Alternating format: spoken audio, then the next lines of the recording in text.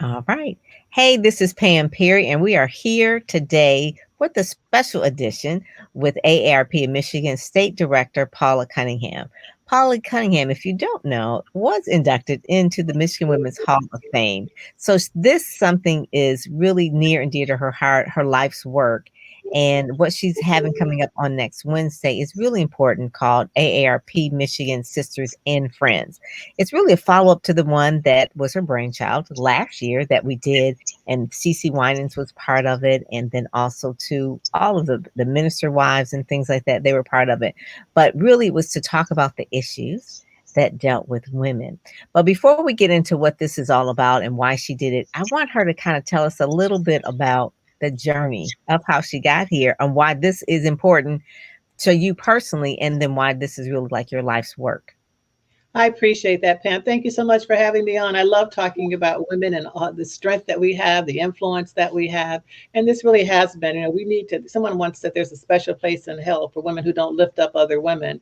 And so this is what we do. Our voices, our women's voices, we were the most influential voting bloc, last year. We were the ones who actually carried more of the elected officials over the finish line.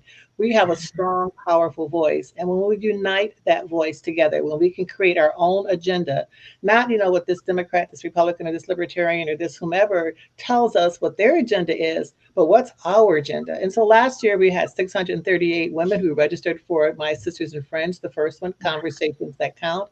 We had actually, and people that like you mentioned, CC Winans. We also had Martha from Martha Reeves and the Vandellas. We had Yes. Jackie Clark from the Clark sisters and others just talking about their own personal stories.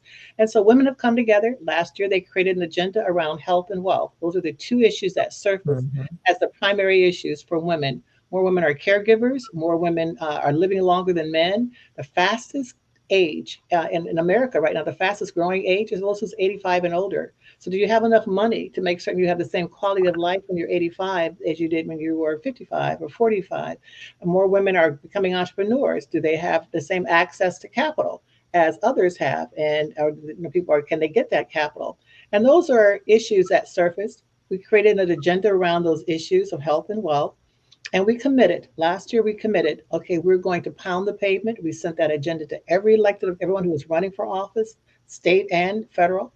And this year we're saying, okay, come on back, women elected officials, come back and tell us, here's the agenda. You saw it before, you saw it last year. Tell us what kind of progress has been made, what's happening. And what I like about this particular program, you get to ask your questions. You're not going to just be, off in a little square somewhere where you're listening. These aren't just talking heads.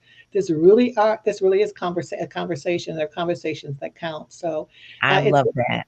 it's That's one of the things that it's not like what you said. It's not just talking heads, but you'll right, be able to go onto a Zoom, like a private Zoom, and right. raise your hand and ask questions directly to Brenda Lawrence, uh, Debbie Dingell, Debbie Stabenow, Rashida Tlaib. I mean, all of them that you Right, can ask. Elissa Slotkin, and then we also have Goldman Sachs because they have Yes. a program called 10,000 Small Businesses, and they have another program that they dedicate $100 million for minority-owned women businesses.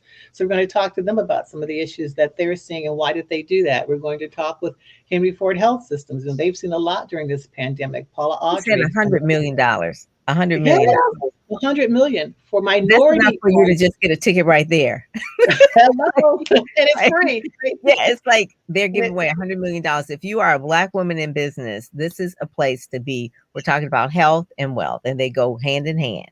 And exactly. AARP has really been an advocate for that for a long time. But you personally, Paula, you have been in the trenches doing this for a lot of years. So give us a little bit of your background too, of how you ended up to this place, because you were one of the first African American women to be president of a majority-owned bank. Okay, Mhm. so you're always a trailblazer in certain areas. And then politics or advocacy or things, I guess you say you have this chip. If you see something wrong, you want to make it right. So kind Right. of tell us where that started with you. Oh, wow. It's a lot easier to talk about the program than to talk about me. But you've been doing this work. That's why you're in the Hall of Fame. So we want to know, like, she I, making this in the Hall of Fame. Michigan Women's I Hall of appreciate Fame. that. I appreciate that. I like working. I like making things happen with other women and lifting each other up and building coalitions. But Yes. I think this is something that's been, we don't know it sometimes until we start doing it. But it's been something that's a part of me and a part of my passion for a very long time. It's, whether it's children, whether it's women, it's just making certain that people can reach their full potential.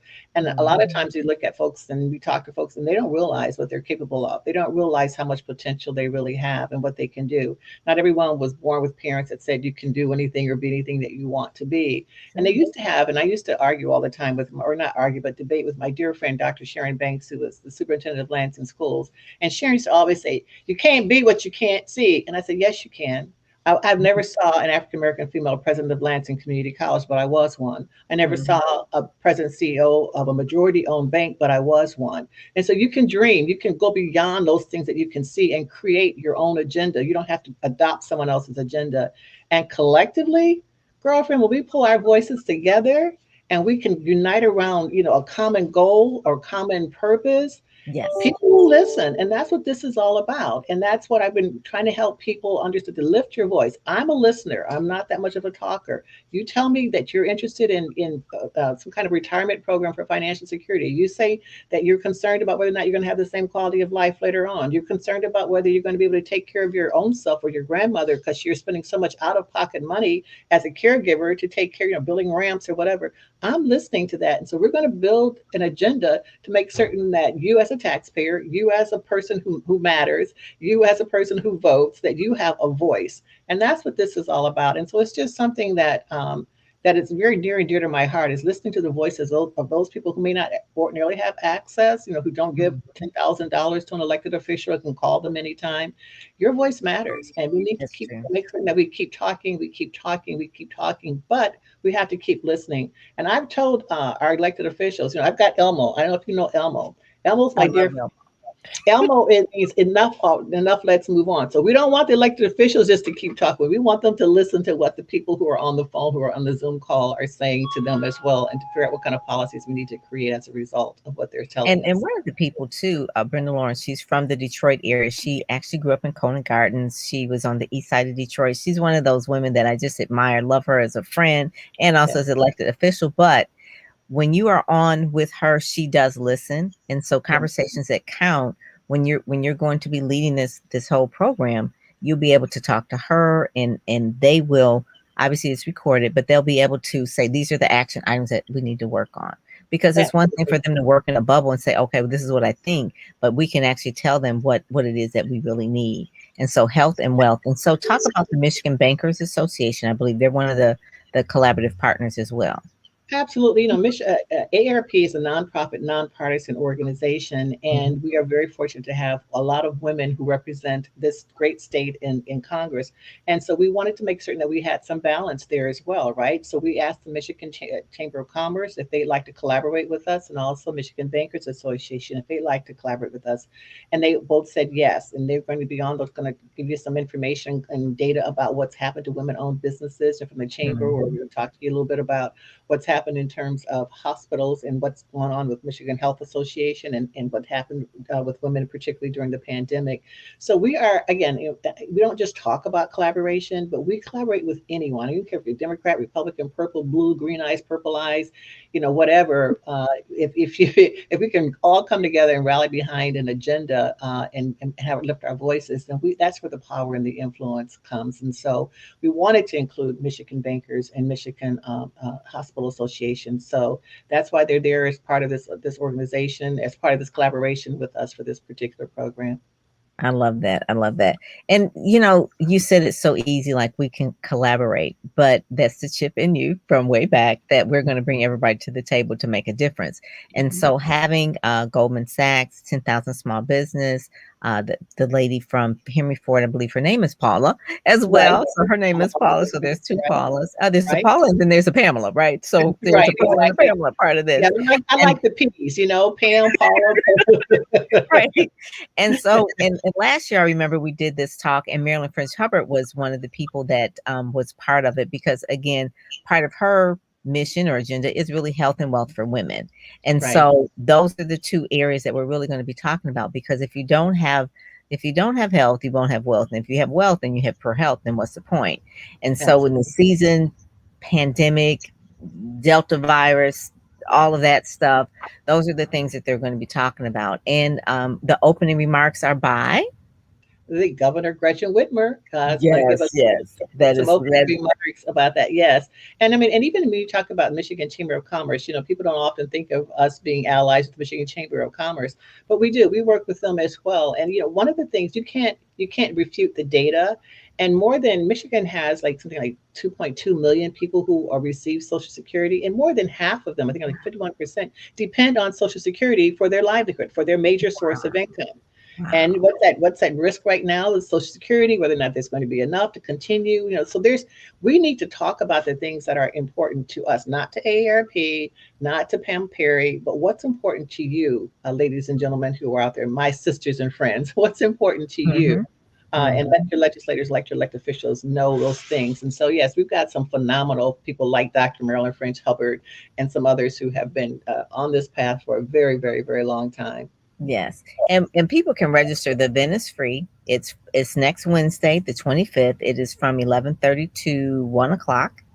And you can go to the bit.ly link. And the bit.ly link is just so it's shorter. Oh, it's AARP Sisters MI, which means, you know, Sisters Michigan. So AARP Sisters MI, and it's a bit.ly link, and the link is down there at the bottom, and also below this as well in the description of it as well. So it's everywhere. So if you click it and get it, that's one of the things. But if you just Google even like Sisters and Friends AARP, it's going to pop up.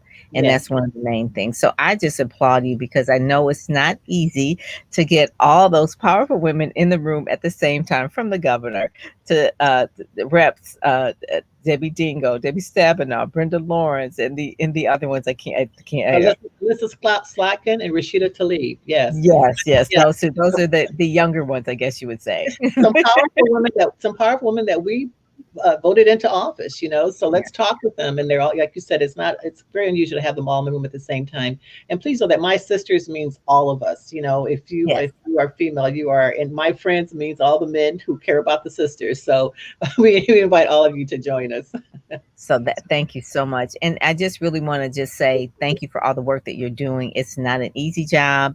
I know that getting everybody in the room together, talking about these issues, and then leading. AARP has 1.4 million members, I guess you would say, across the state. So that's a big, big part of that. So I just thank you so much. And I'm going to end with this, I guess you'll say, this little commercial. And then hopefully we'll see everybody next Wednesday. So thank you so much, Paula D. Cunningham. God bless you.